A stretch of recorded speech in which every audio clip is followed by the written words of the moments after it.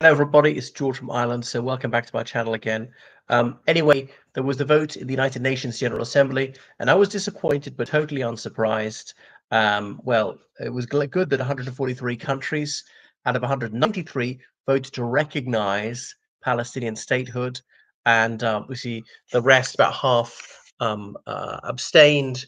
Well, more than half abstained. There's only about 9 voted against in the end, including the United States, Israel, no surprise there. Shamefully, the United Kingdom, Republic of Ireland. I'm glad to say we at least abstained.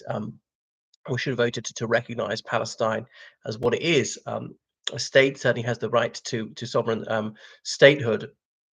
Palestine is recognised by dozens of United Nations member states, roughly as many as Israel.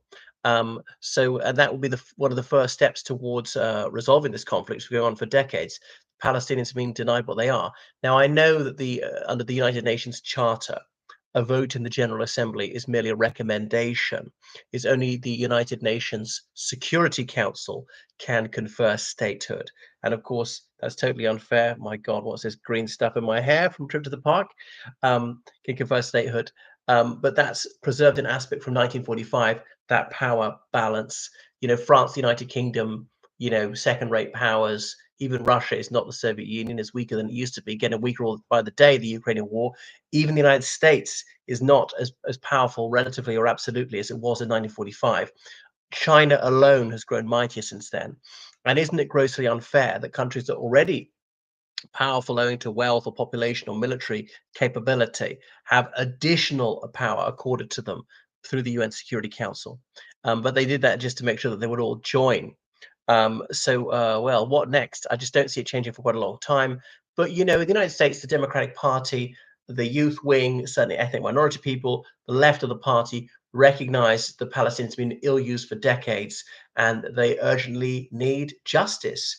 And so that's why I'm guardedly optimistic that in a generation or so, the United States policy might shift if the Democrats hold the White House, if they can hold both houses of Congress, that they might actually vote to recognize Palestinian statehood, because Palestine is a nation. It's not a province. It's not a part of another country. I know the Zionists will say, "Oh, they're Fakistinians," which obviously is racist to deny them their very name, their identity. They're not Egyptian. They're not Jordanian or Lebanese or Syrian, and they have a great deal in common with their Arab brothers and sisters. And it's true they're Sunni Muslims, but that doesn't mean that they're not that nationality. I mean, so a nation can emerge, a nation can merge, a nation can disappear, nations can be divided, and so on. But the Palestinians want to be Palestinian, not any other nationality. It's true that many of them were driven into Jordan, and some of the dual citizens of Jordan, and so on, right? But that doesn't mean that they're not Palestinian too. Like many Israelis are dual citizens of Germany, of the United States, of various other countries, which is not to deny that they are Israelis too. So yeah, all nations have a beginning. There was a time when the United States itself was not recognized by any other nation state, but many Americans will say to you that the United States' right to independence was no less for the fact that it was at that stage unrecognized by all others. So Ukraine abstained. I can see why, because they don't want to bite the hand that feeds them. They desperately need more finance and more military aid from the United States, so that they are not going to put Uncle Sam's nose out of joint. On the other hand, they can't vote against because they don't want to hurt the global south and have people say, "Oh, you're a marionette of Washington, D.C." So recognize Palestine for what she is. Palestine would then have a seat in the United Nations, a voice in the United Nations, be able to wield a vote. It's recognized by the whole Arab League, and so on. So a nation's got to begin somehow and sometime. So some of the Zionists saying, "Oh, well, the Palestinians were nothing to the early 20th century." Well, lots of countries have become independent in the 20th century.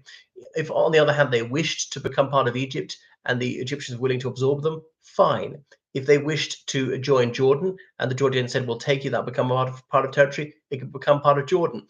But so far as I'm aware, nobody wants that. So it's a very, very bad situation. And it's horrific what's going on in Gaza. I could be talking about this every single day. At least several thousand civilians killed by Israel's defense force, at least. I know the Ministry of Health in Gaza says it's over 34,000. That's run by Hamas, so they might be lying. But the other things that have definitely happened, like cutting off food at times, and okay, food is getting through, but nowhere near enough. There are all sorts of these aid agencies that are saying that, and Human Rights Watch and Amnesty International, the United Nations itself, and any of the aid agencies. I mean, Israel will say that some of the were in Hamas, unproven, might be true, might be false. Even if a tiny number of them are, that's not all of them, and that still has a very bad humanitarian effect.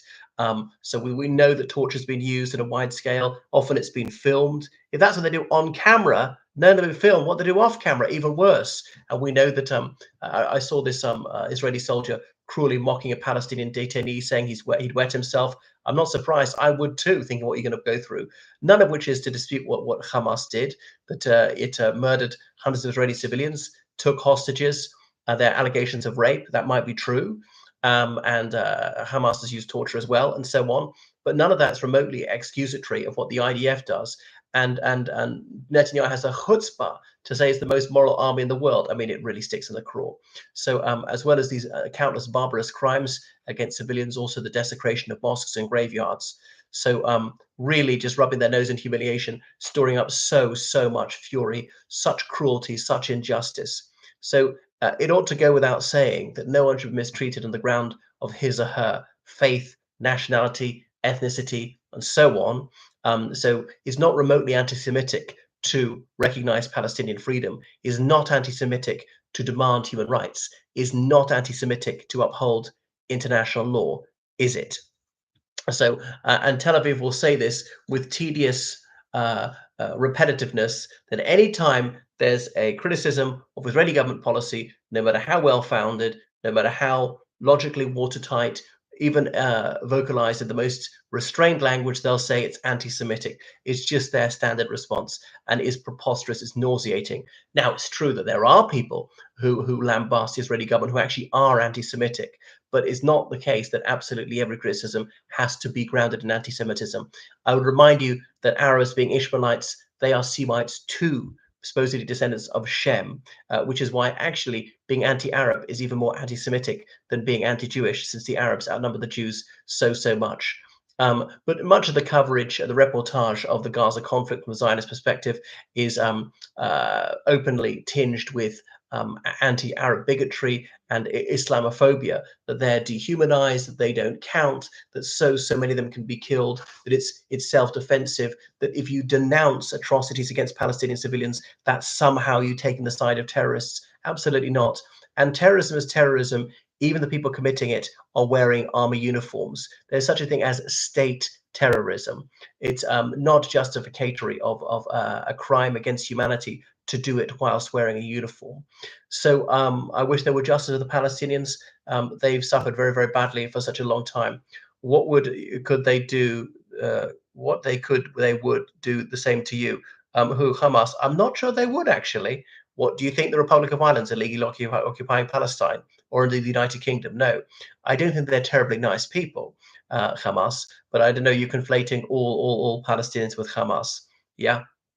Anyway, thank you so much for watching my channel. Make sure you subscribe to my channel and donate on PayPal, georgecallahan79 at gmail.com. Goodbye.